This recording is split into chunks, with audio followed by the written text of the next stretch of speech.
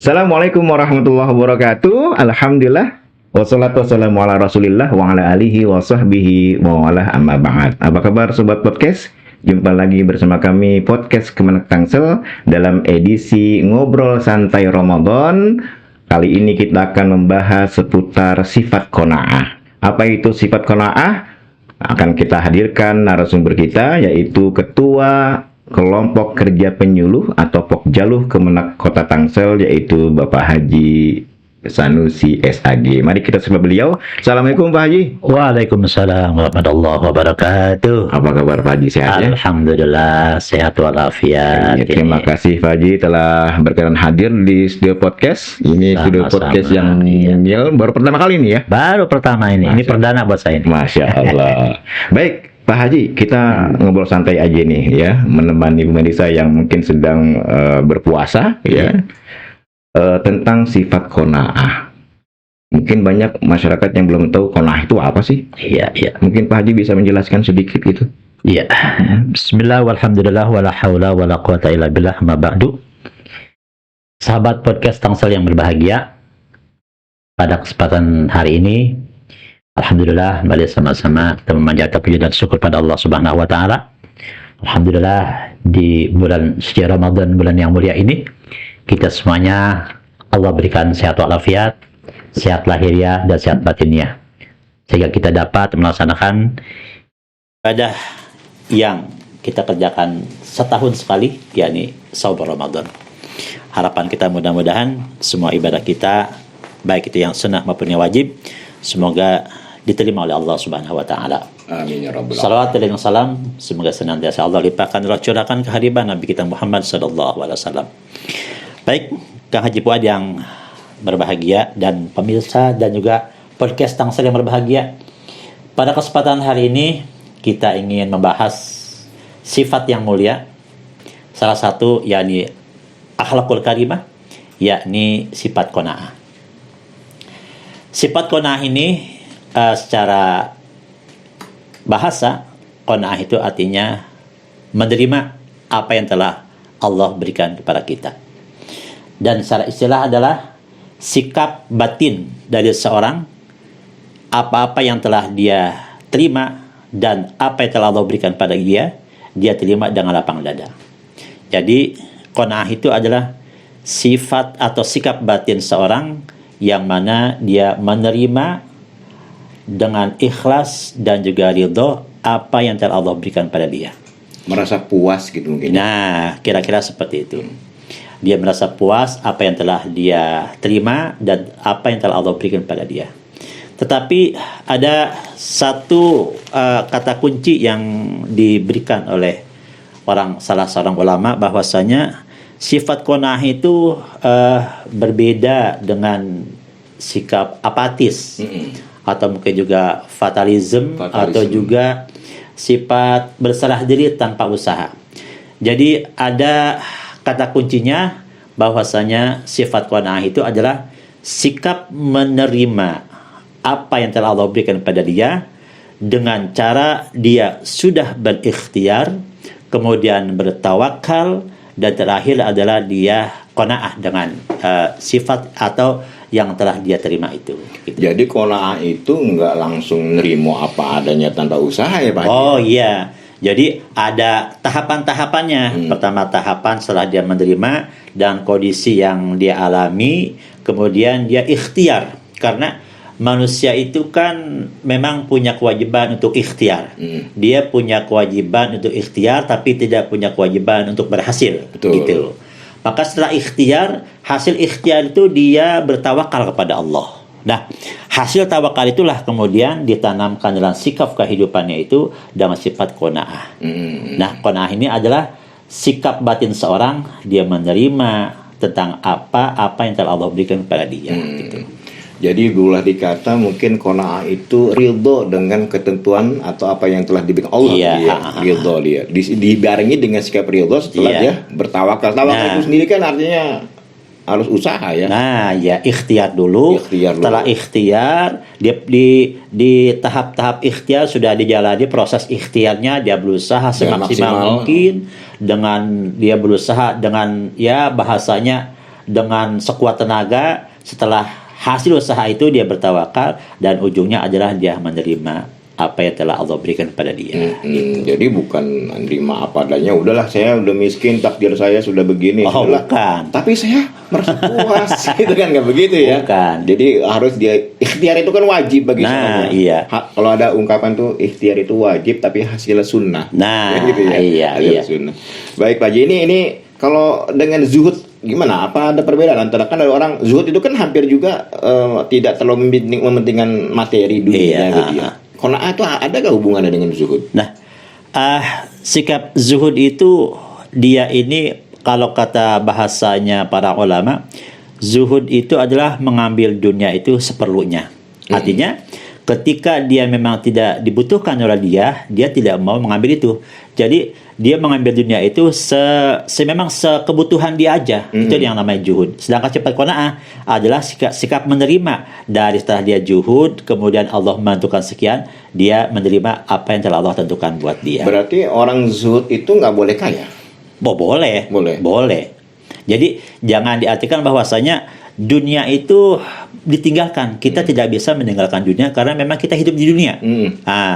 Jangan kita udah juhud, saya mah nggak perlu dunia, saya buang dunia jauh-jauh, tidak. Karena kata Al-Quran juga mengatakan bahwasanya kita hidup di dunia ini, kita ambil yang memang keperluan kita di dunia, tapi jangan lupakan juga akhirat, gitu. Jadi kita ambil dunia yang memang seperlunya saja, dan sisanya adalah kita tujukan untuk akhirat.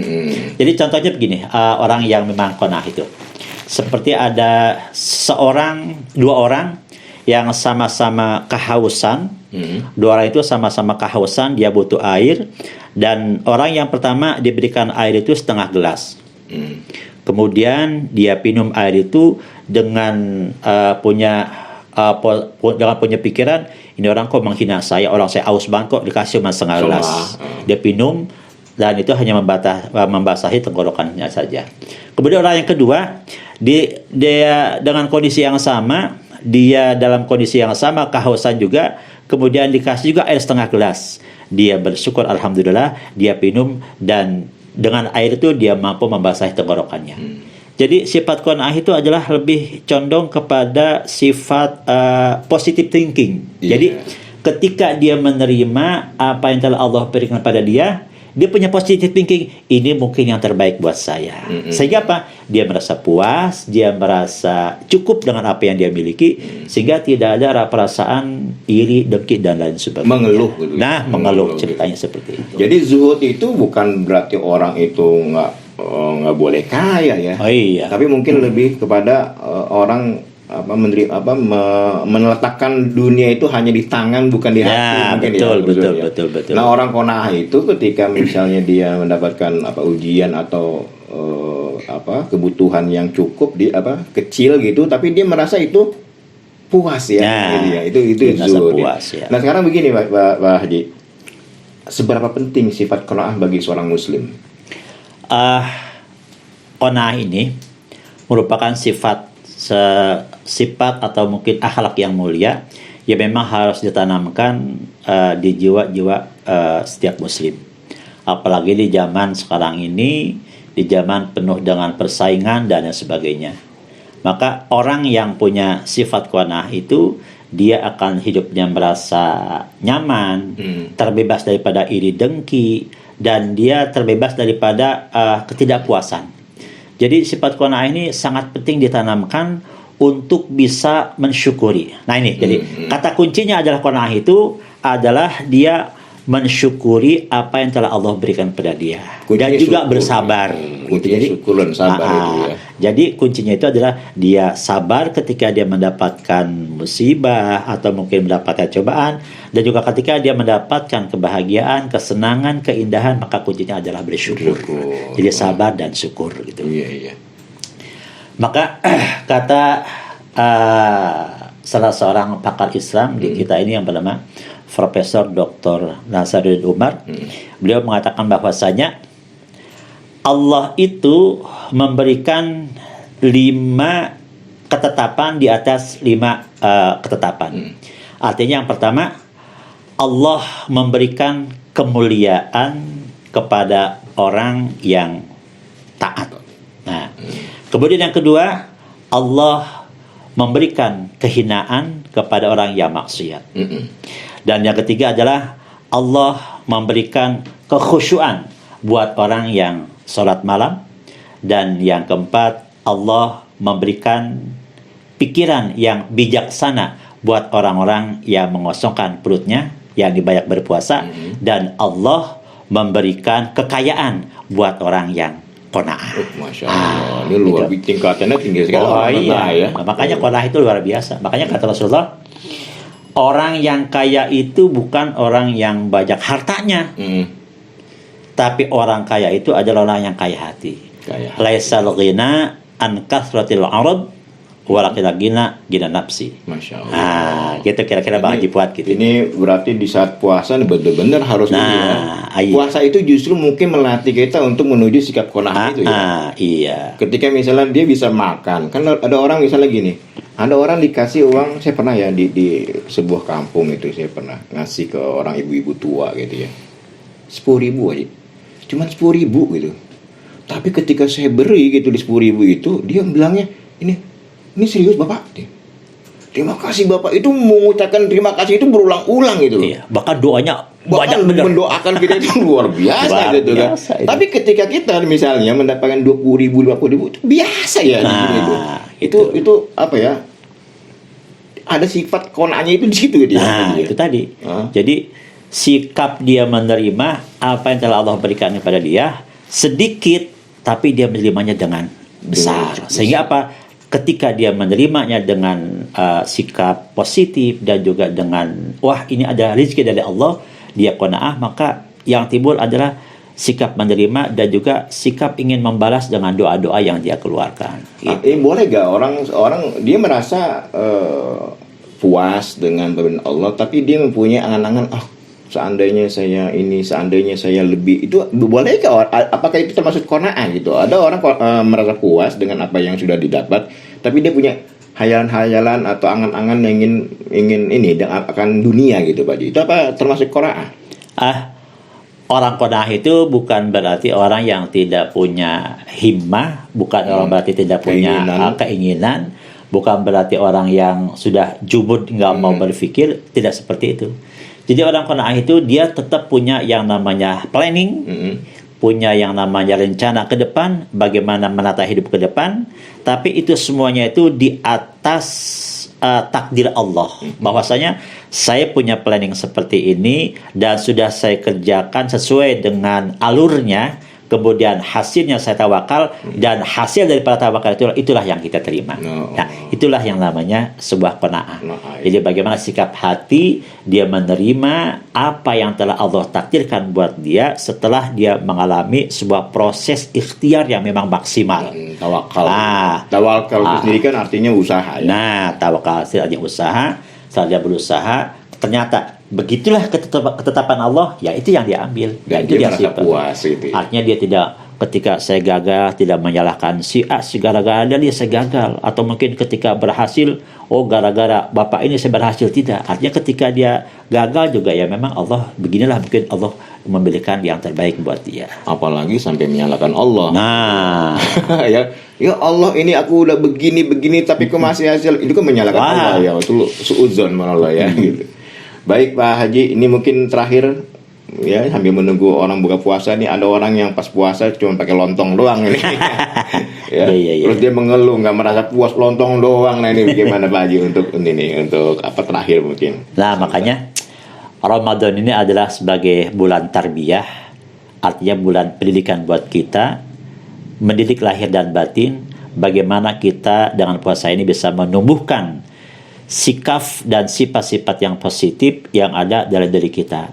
Maka kita berusaha untuk mengambil pelajaran daripada pelajaran yang sangat berharga di puasa ini, bahwasanya bagaimana kita menahan dari pagi sampai sore, bukan tidak ada makanan, bukan makanan tidak tersedia, tapi itu semuanya karena memang ini sebuah perintah Allah. Nah, begitu pula qanaah. Bukan kita mungkin tidak bisa kesana sini, tapi memang kita sudah berusaha semaksimal mungkin, tapi inilah ketetapan Allah. Makanya tetaplah walaupun kita dalam kondisi apapun, kita senantiasa tetaplah berbuat baik. Kemudian kita bergaulah dengan orang-orang yang baik. Kemudian tetaplah berada di tempat yang baik.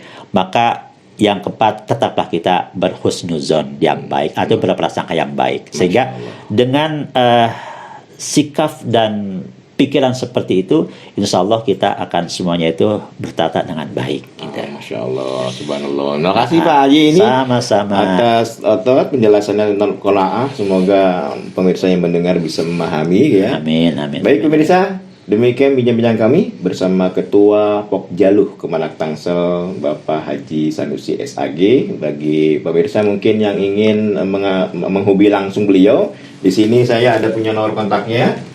Bisa dicatat mungkin 0813 1507 6359. Sekali lagi 0813 1507 6359. Saya rasa Pak Haji nanti akan bisa memberi penjelasan lebih lanjut tentang masalah ini.